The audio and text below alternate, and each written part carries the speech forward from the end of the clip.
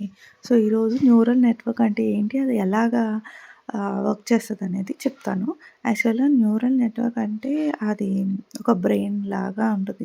చిన్ని స్మాల్ అంటే డెసిషన్స్ చేస్తుంది. అవి ఆ న్యూరాన్స్ అనేది చిన్న డెసిషన్స్ తీసుకునేదానికి హెల్ప్ అవుతాయి.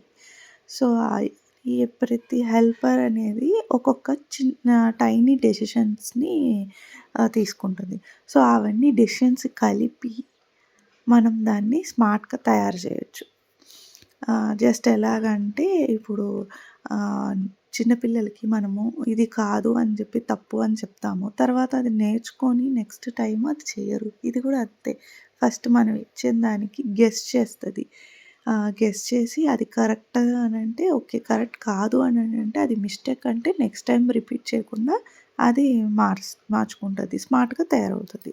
సో, ఇందులో లేయర్స్ ఉన్నాయి. Input, hidden thinking, output layers అని జెప్పి. సో, ఇన్ని లేయర్స్ ఉంటాయి.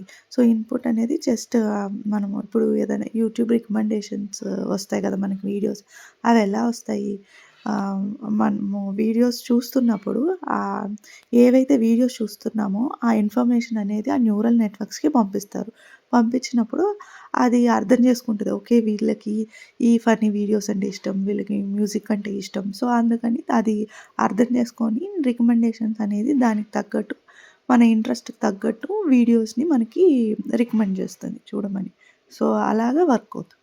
Thank you.